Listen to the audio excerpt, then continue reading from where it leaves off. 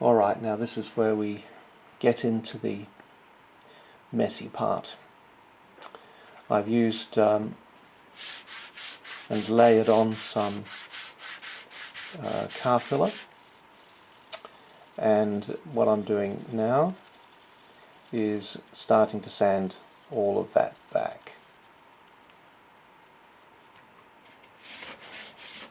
This is a process that when you begin on car filler, I think I've got 80 grit on here to really tear through it. It takes a while and you think I'm never going to finish this, but you know, in an hour you've got something looking pretty smooth and pretty nice. And what you can do then is just quickly fill the holes and just maintain that shape. And before long you've got a smoothed, nicely finished section.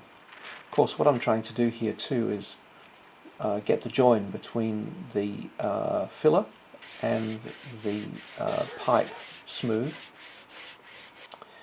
and a little bit of spray undercoat really reveals all of the dings and dents in this that need to be touched up. And what I generally do with this is, once it's dry, I'll use the sander on it, and once again you'll see from all the dark spots there what needs to be fixed, and you can see this very clearly on the tail section here. You'll notice I'm working this sand right toward the stern because I want that to be round in the stern, and you get to a point where you know a piece of sandpaper can be used. Now I have been working on this, and you can see this is a final touch of filler because I want to get this done nicely. I'm using here some, I think this is 180 grit maybe. I'm working right the way toward the very end of that stern piece, and I'm very consciously doing that because I want that to be nice and round, and by doing it all with one action it means that the whole stern is consistent. And of course if you make a mistake you refill it, easy. So this is how it's looking, and halfway through I think it's pretty good. The shape is nice. So I'm ready to cut it, and I've used a piece of timber that is exactly the thickness of the pipe, which in this case is 138mm. I'm just screwing this into the pipe, and this is going to be my guide on the ripsaw, and I'm marking out where I want to cut it because this is going to be a slot that's going to come out. And I've cut it, and now I'm just cleaning out the foam, of course, which is in there.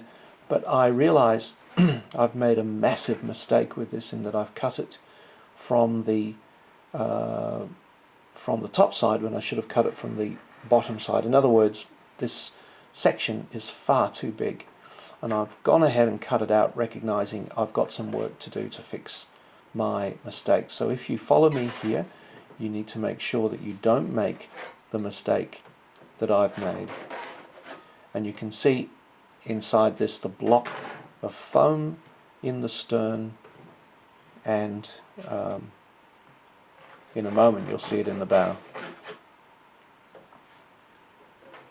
In actual fact, at this point I should have not done this. I should have ripped another slot, cut down to that, and just left a slot in it, but no, I went ahead thinking this might be alright, I think this will be okay. But in fact, as you can see around the stern, there's not enough material there to make that strong, and this isn't going to be good enough, and I realized that instantly. So there's the foam, and we're going to have to get rid of it. Well, hello everyone. This build has been going really well.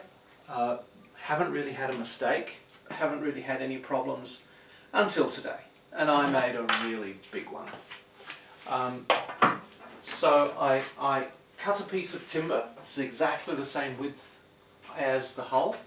I screwed it to the top. I put it in the bench saw and I cut it. I don't know where I was, what I was thinking about, but instead of cutting it so that the top comes away, I cut it from the other direction. So in actual fact, this is what we now have. Now, that's now the top that fits down onto here. And I'm going to tell you, I've been thinking, well, that's okay. I can live with that. I can't live with that because this base here just isn't really strong enough. It needs the extra reinforcement of the side. So what I have decided to do, and always looking on the bright side of everything, is I'm going to take this, I'm going to put this in the ripsaw, and I'm going to probably take about 20-25 millimeters off.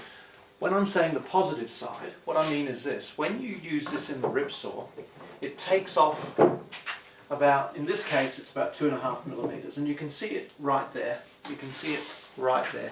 That's because that's the width of the saw. So I'm going to take off 25 millimeters all the way on either side, but I'm going to put the gap down there and make sure, because the gap will then be twice as big, I'm going to make sure this lines up perfectly, and the gap is down there, which I'm then going to fill with filler, and I'm going to strengthen this with resin fibre, with resin car filler, which is extremely strong. So it's going to be at that level, and I am going to fix this. But what you can see when you look in here is this is the alfoil that I put around the foam. Worked really well. And of course, I haven't shown you ripping this in the saw. The reason for that is I'm really, my saw isn't that safe. So I'm not going to show you how I do it in case someone rips the bloody arm off. So I'm not going to do that. And I didn't show you putting the petrol on the foam. There was this big block of foam here, poured petrol on it, and it just disappeared. It's left this slightly gooey, messy stuff. But I've got to say, putting the alfoil around that worked really well. It all came away very cleanly. And if you can see in here, you can see that the bow section of that is really very nice indeed. It's a lovely shell that I've got there, and same with the stern. So I'm going to be building the motor section in here. I have already finished the end cap for this and the seal and everything, but it's going to go in around about there. And then, sure, this is okay, but there's not much of this here. I'm just concerned about the strength. So I am going to build it up, and I am going to finish it, and I'm going to run filler with fiberglass into that to make it really strong. Give it a little bit of a sand. It'll be a little bit messy, but it'll be fine in the end. That's where we're going. So the next step, as you can see here, I've got the I finished the end cap today.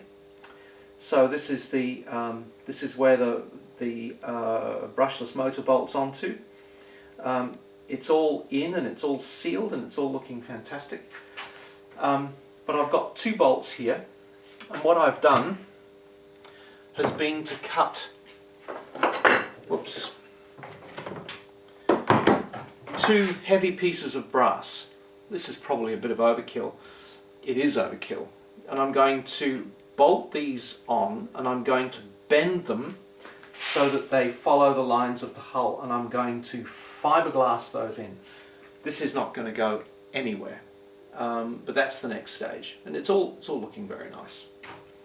We'll just add this one thing. You see this gooey stuff here that sort of comes away, and it's rather yuck. It's not residue from the styrene foam. It's actually the wood glue that I use to stick the slabs of foam together, because naturally enough, they can resist petrol. It can resist petrol, so it forms this gooey sort of pinky thing, mixture of wood glue and petrol. It's rather disgusting, so I need to get that out.